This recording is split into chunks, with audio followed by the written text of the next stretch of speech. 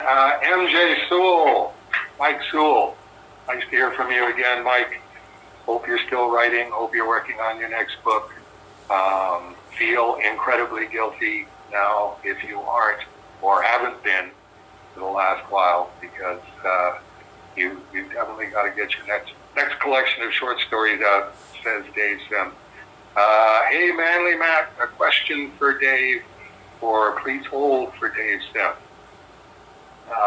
In all my reading, you almost always call yourself a cartoonist.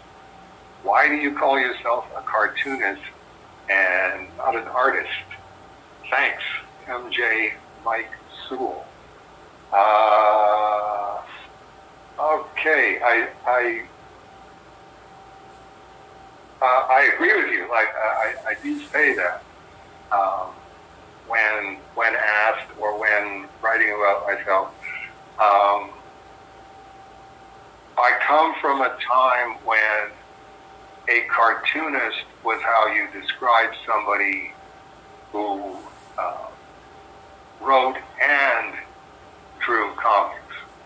I think that got carved in stone with the Kirby Awards, and then the Eisner Awards, and then the Harvey Awards. That best cartoonist meant best guy who wrote and drew his own material, both, as opposed to best artist or best penciler or best inker. An artist just makes the pictures as opposed to writing words when you're talking about an artist in the comic book field, in other words. If it has words on it, you aren't an artist in most people's mind. That's in the general societal sense that a painting is art, but all exceptions duly noted, paintings don't have words on them. Art with words is considered a lesser, lowbrow art by the general public. That could be changing as well, and that'll be my qualifier throughout my answer. Is you're talking about somebody who still back in the 20th century. How I mean cartoonist when I say I'm a cartoonist is as an all-encompassing catch-all term for all forms of comic and cartoon art. The category is broad enough, cartoonists, that it includes animators, storyboard artists, magazine cartoonists, editorial cartoonists, the guy who draws Daffy Duck comics is a cartoonist, and the guy who drew Heart of Juliet Jones is a cartoonist. In that context, the sort of the widest spanning umbrella. I'm a cartoonist in the same sense that a hockey player is an athlete. So that's the answer. In terms of what you're asking me, Mike, that's why I would say cartoonist, because when I'm answering the question or I'm defining myself, first of all, to people in the comics field, people that are familiar with the comics field, and then defining myself also to people who aren't in the comics field, the most accurate term for what I do is cartoonist.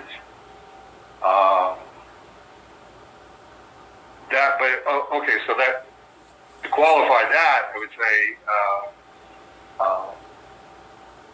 we need to go. We need to attack the other list, which is why other things besides cartoonists aren't the answer.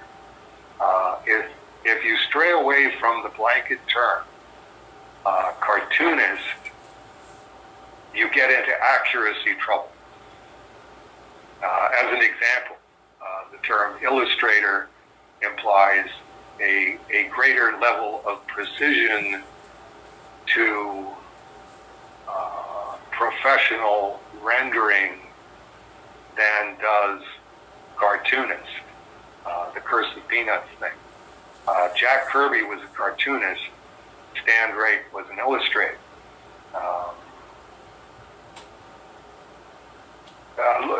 Let me put it this way. On Cerebus, I was a cartoonist. Rising to the level of illustrator when it was called for. Obvious examples would be the photorealism stuff that I did in latter days. Jaka, particularly in the end of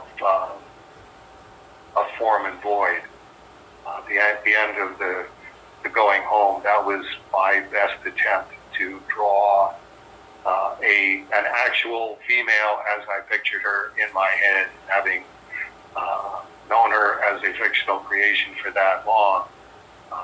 That was far more precise a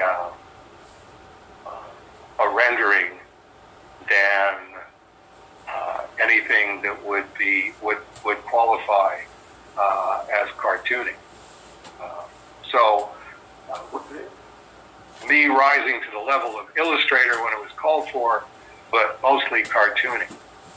So if I'm being accurate about describing myself, it's still safer to say cartoonist than artist, because I'm not a fine artist, and I was infrequently an illustrator on Cerebus.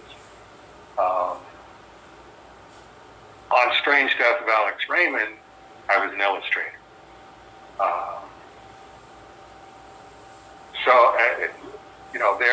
That covers the why I wouldn't use a term that didn't broadly cover both of those categories to people in the comic field and to people in the quote-unquote real world. I don't describe myself as a graphic novel because to me, graphic novelist sounds both pretentious and pejorative. Mostly in the real world environment. It has slightly different meaning in the comic book field itself, but in terms of your average person, if I was to say I'm a graphic novelist, that's what I do.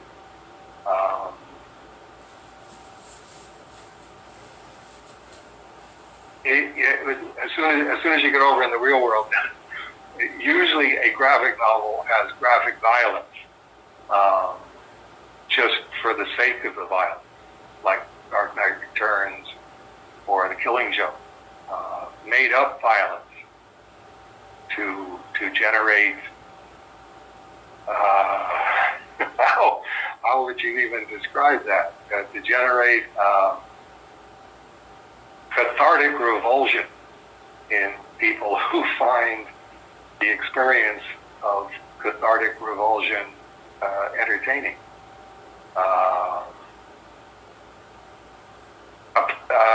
Apart from the accident itself. Apart from the accident itself, that isn't an apt description of Strange Death of Alex Raymond.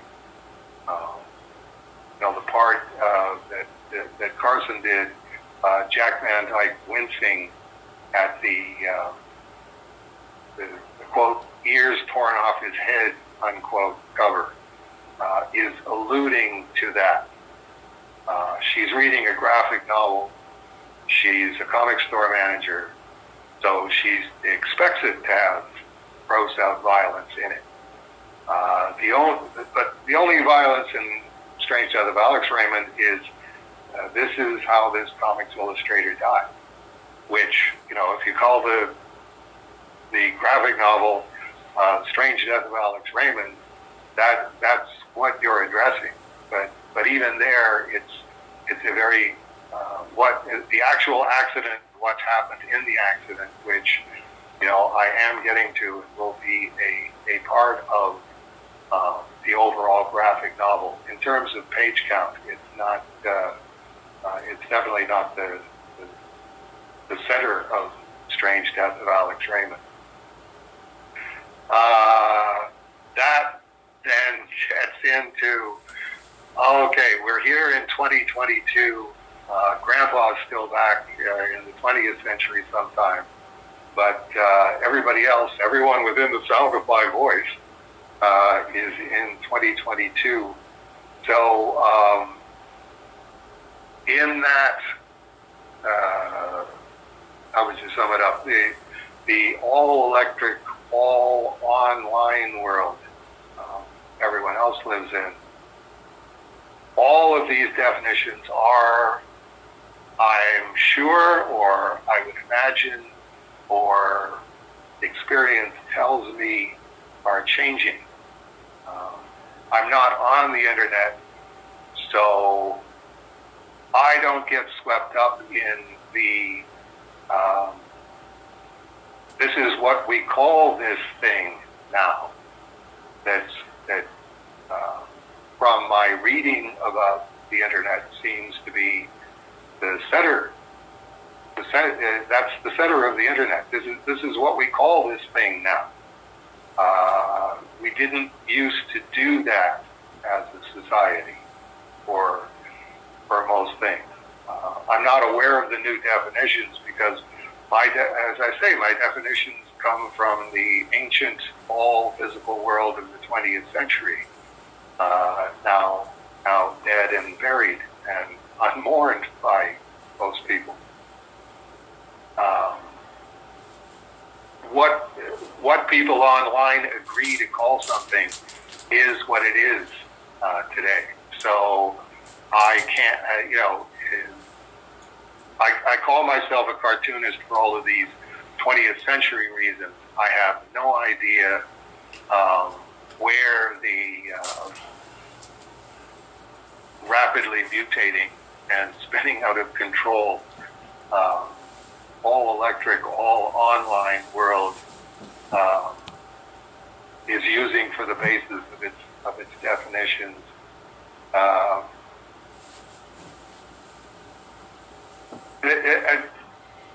Let me cite the example of floppies. That's, to me, internet people inventing an insulting term for something that they want to insult, which, from outside the construct, this is outside of the internet, this is where Grandpa is, seems to me the inner circle of the internet within the inner circle of the internet. We have to have accurate descriptions of everything so we know what to hate and what to insult. The culture wars are, I noted this, where's my note here? There.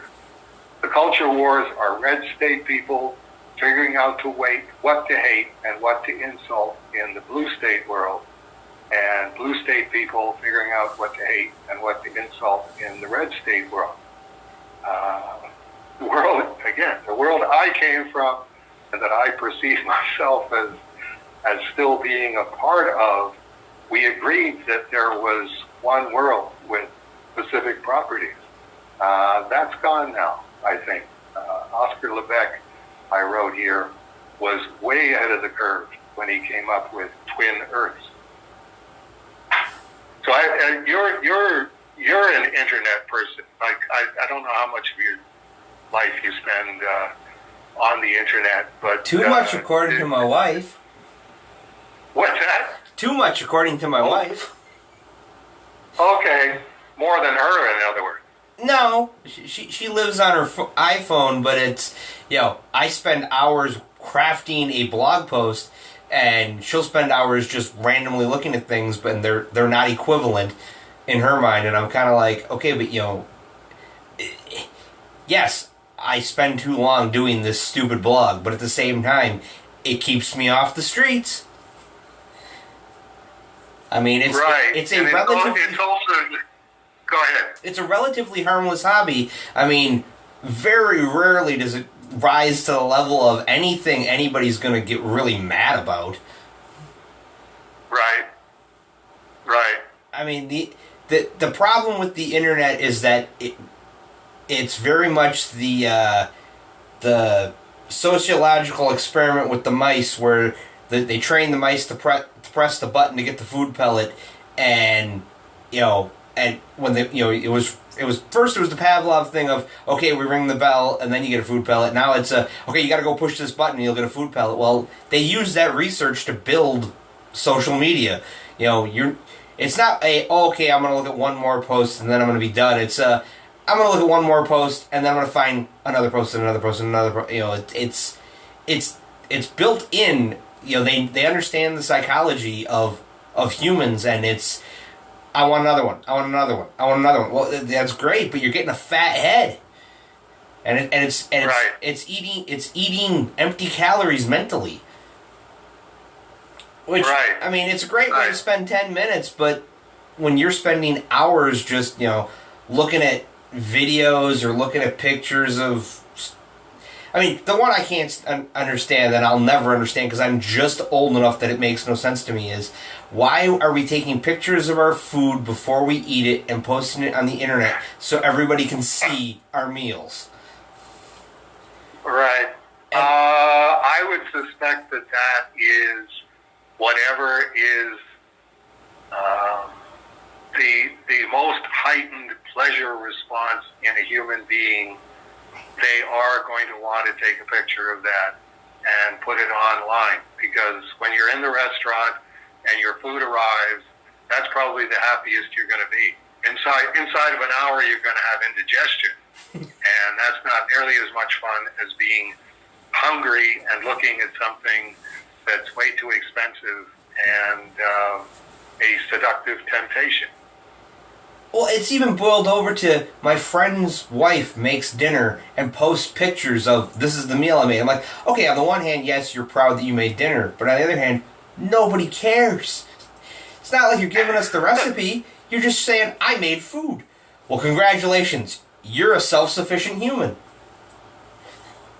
Well, she cares, obviously, and it wouldn't be a meal until she took a picture of it and posted it. I guess. It is the to me the scary side of television that finally compelled me to get rid of my television. It's time to admit what this is in your life, Dave. Steve Bissett gave me a book called 4 Arguments for the Elimination of Television. And having read the book and gone, yeah, can't argue with any of that. I still had a television. In any other category, that's a junkie. Well, I mean, it's one of the internet. It's a wonderful tool that we turned into.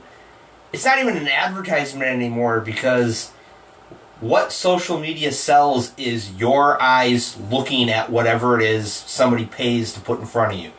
And knowing that, it's like, I don't care about...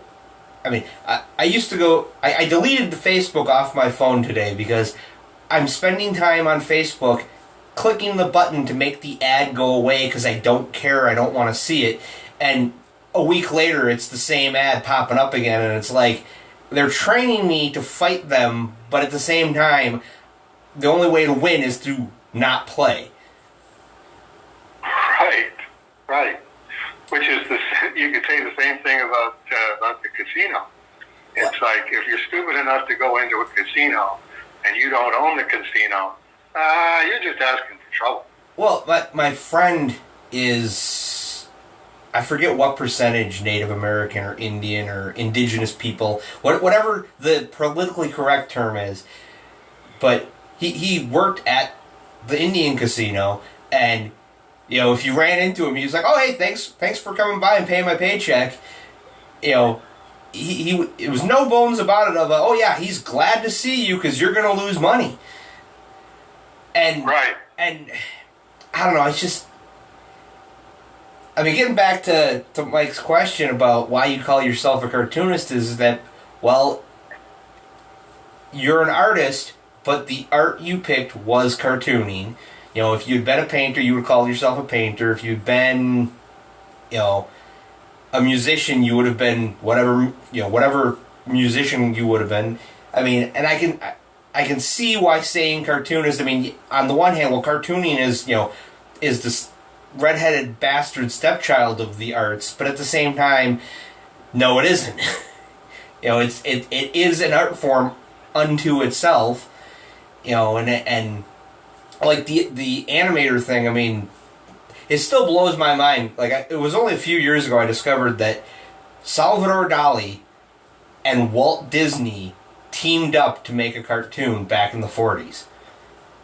And it got shelved, and like a few years ago, somebody at Disney went, "Wait, we have a Salvador Dali, co-produced cartoon, and we never finished it." And it was, well, yeah, no, it was going to be part of Fantasia, and then it got shelved, and they went back and found his notes and finished the cartoon, and you can watch it, and it's like a 7-minute surreal fantasy, and every time I watch it, I'm like, this shouldn't exist. This is the part where my brain goes, Salvador Dali would never have made a cartoon with Disney, and it's like, no, he totally would have made a cartoon with Disney. Right. The only part that I can't believe is that it's a standalone, somewhat serious adult kind of thing, and in my back of my head, a little voice is going, Dali kept going, "Can we put Mickey in it? Can we put Mickey in it? Can we put Mickey in it?" Yeah. I want to put Donald in it and have Donald get surreal, and no, we're not going to use the cartoons. This is high art, Salvador. We're doing high art. It's like, no, we're not. We're doing a cartoon. That's right. It would be interesting to find out what Dali actually thought, as opposed to what he was saying when he got himself mixed up in this. I mean, one of those. At some point, I have to, do something like this. I can't walk away from this because this meshes with some interior quality that I've got that says this is what integrity is that you do something like this when you're presented the opportunity. Or if it was, no, I've got a lot of integrity, but I really got to find some way to expand beyond the parameters that I've gotten myself boxed into, which is one of those things every artist or every cartoonist, you're going to arrive at that point where you go, why is my career this narrowly confined? And it's like, well, because you made a specific set of decisions. It was always 0 or 1. Sometimes you picked 0, sometimes you picked 1, and this is the little narrow box you ended up in. There's any number of little narrow boxes you could have ended up in.